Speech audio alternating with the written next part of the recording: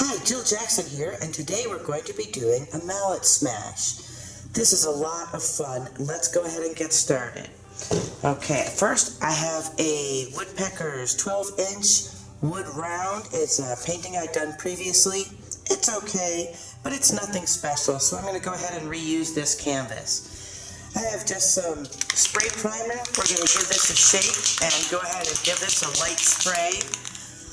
It's very important. My previous painting, I did not use silicone, so there's no need for me to clean the canvas. But if you did use silicone, my recommendation is to use a degreasing dish soap and a little warm water and give it a rinse off until all the silicone is off and you have a smooth surface. Let's get started.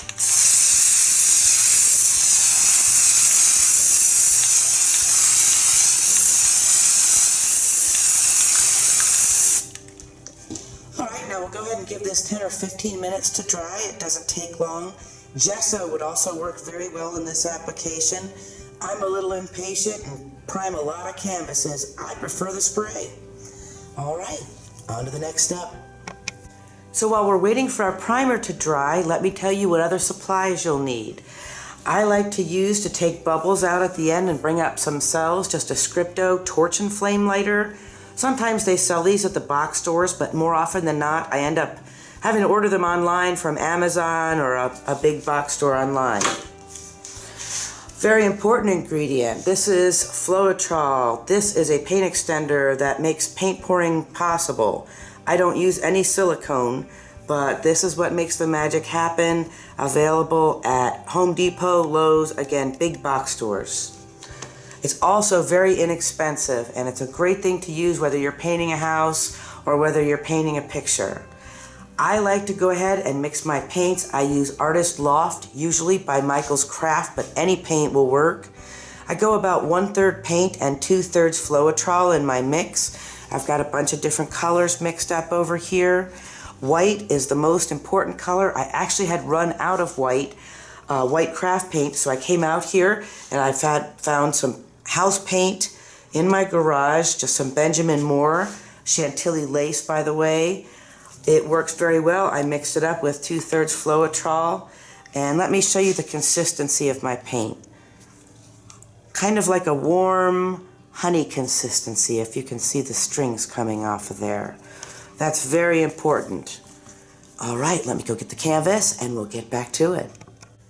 I've gotten the canvas and we're ready to get started. So the first thing I'm going to do is I'm going to cover this with white. I had seen the Mallet Smash several times on YouTube and other platforms.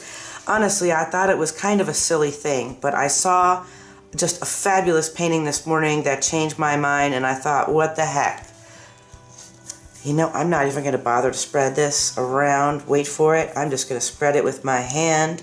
In this case, you want a fairly thick amount of paint on here. We're going to use some negative space to play with.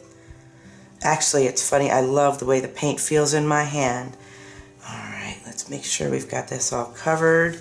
Give this a second to level out, and I will wipe off my hands. Actually, I think we need just a little bit more white paint. It's a little thin in a few spots here.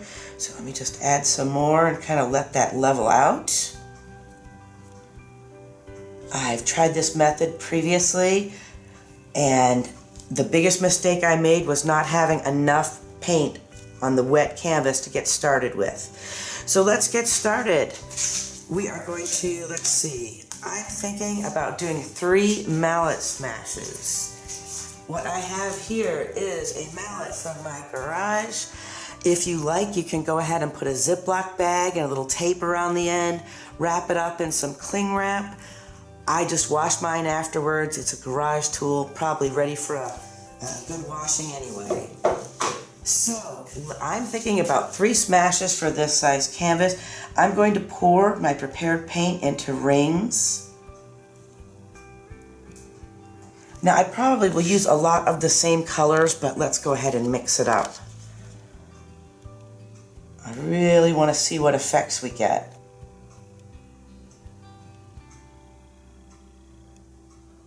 This doesn't have to be perfect at all, and one of the great things with when you're pouring paint You don't necessarily have to put colors that would go together.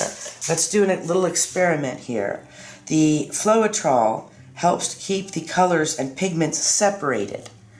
Normally, if you were working in an oil painting, say with these colors, with purple and then green, you would probably get a very brown, unpleasing brown effect.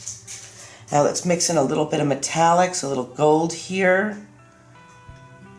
Metallics, very often you won't see them when your paint is wet, but you sure will see them when the paint is dry. So don't give up on that. Let's get some brightness in here. A little magenta, the color of my hair. Yeah, let's really mix it up with this one and really show how those colors can blend. What else have I got here? I've got some silver. Silver and gold. I've got some black.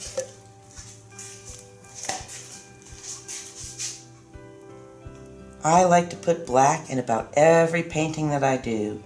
Blacks and whites just add highs and lows. It's really nice to have different shadings. It makes it look like the painting had more colors to start with. Alright, I think I'll go with another little layer here. Let's throw a little white on the top of all of these. Again, get those highs and lows. And sure, we'll stop here and keep it simple and let's just see what happens.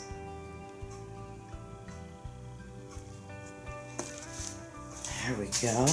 Now I can see right off here that my surface is not level. Normally I level it first, but because I'm working in the garage, I did not.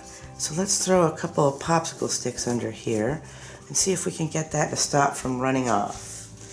Give the hands a wipe. And let's get our mallet. This is going to get messy. That's why I'm in the garage.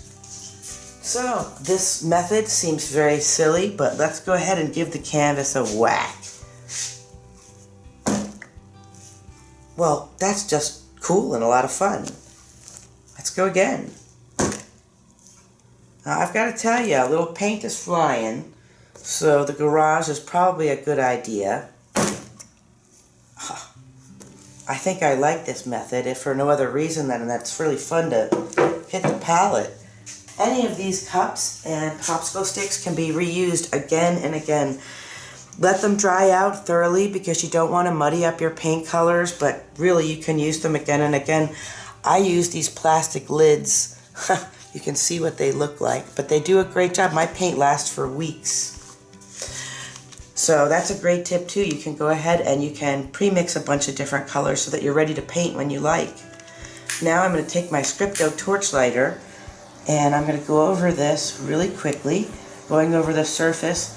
What this is going to do, it's going to remove some bubbles, and it helps to bring up a few more cells. In my opinion, you can never have too many cells. I don't always paint just with that in mind, but it is fun. Now I see this one little area over here. I like what I have, but always one to gild the lily and never know when to stop. Hopefully I won't smack down my cups. Let's give this another gentle smack up here on the cups. Give it a little support. Yeah, I like it. I try to stay away from the areas that don't really have paint right in the middle of the smack. The paint hasn't leveled yet. But I'm pretty crazy about that. I think it really looks great. A good tip, if you're trying to figure out if one of the sides is dripping, I can actually look at mine and see that there is more paint dripping off on this side than the other. So let's get this back up on the sticks. And we'll let it go ahead and sit for a few minutes to level out and do what it's going to do. And I'll take a better picture with my other camera. I don't know whether you can see how pretty that is, but I'm actually really impressed with the Mallet Smash. Who knew? Well, it's been a few minutes. I've let the paint go ahead and reach its level. I am really stunned. I think that this is lovely. I love this kind of floral abstract effect with a little Jackson Pollock in there.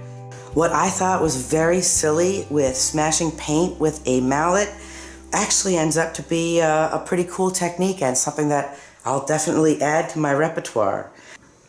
Hope you enjoyed what we did today. Please subscribe. Remember that there's always more at sisterearth.net, and happy creating.